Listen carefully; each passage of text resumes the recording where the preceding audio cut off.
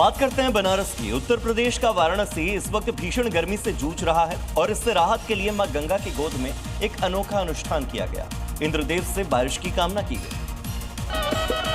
भीषण गर्मी और सूखे से निजात के लिए गंगा नदी के बीच में अनोखे संगीत अनुष्ठान का आयोजन किया गया।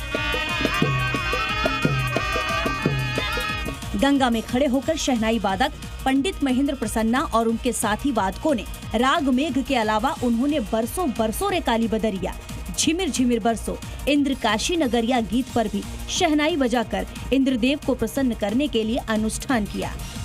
पंडित महेंद्र प्रसन्ना ने कहा कि संगीत से भगवान प्रसन्न होते हैं और मुझे उम्मीद है कि अगले 24 घंटे में अच्छी बारिश होगी।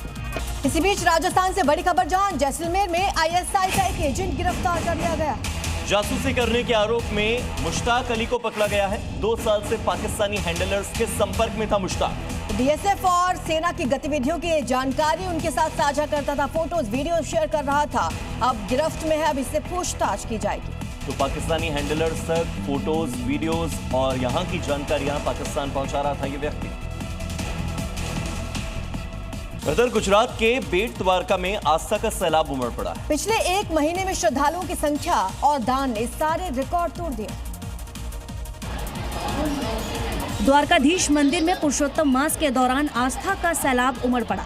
17 मई से 15 जून तक चले इस खास महीने में 17 लाख से ज्यादा भक्तों ने भगवान के दर्शन करने के साथ ही 3 करोड़ 70 लाख रुपए से ज्यादा दान भी दिया है। क्योंकि पुरुषोत्तम मास को भगवान विष्णु का सबसे प्रिय महीना माना जाता है, इसलिए मास सभी महीनों में सबसे उत्तम और फलदायी होता है। द्वारका शहर भक्ति के रंग में रंगा हुआ दिखाई दिया। मंदिर में विशेष उत्सव, पूजा अर्चना और भक्ति कार्यक्रमों का भव्य आयोजन भी किया गया। अब श्रीनगर के जहां हब्बा कदल इलाके में कश्मीरी पंडितों ने अपने आध्यात्मिक गुरु भगवान गोपीनाथ के निर्वाण दिवस पर 16 घंटे के हवन के साथ भंडारे का आयोजन किया। 90 के दशक में पलायन के बाद पहली बार श्रद्धालुओं की भारी भीड़ देखी गई, जिससे सदियों पुराने आश्रम और उसके आसपास का वातावरण भक्तिमय हो गया। उत्सव की शुरुआत गणेश पूजा सहित रात भर चलने वाली प्रार्थनाओं से हुई, जिसके बाद लगातार 16 घंटे का हवन और झेलम नदी भंडारे का आयोजन भी किया गया। जब हम 90 से हमें पलायन करना पड़ा, उस वक्त और इस वक्त की हालात बहुत वी कैन नॉट एक्सप्रेस कितनी क्या है। बड़ी खबर है, घरेलू सराफा बाजार में मंगलवार को सोने की कीमतों में मामूली नरमी देखने को मिली है।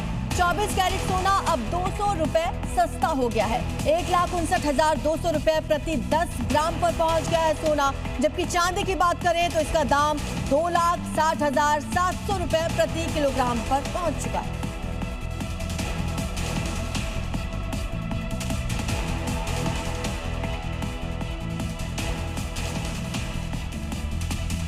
सोने की कीमतों में गिरावट दर्ज की गई है। आपको बता दें, बड़ी खबर सराफा बाजार से आ रही है, जहां पर सोने चांदी की कीमतें कम हुई।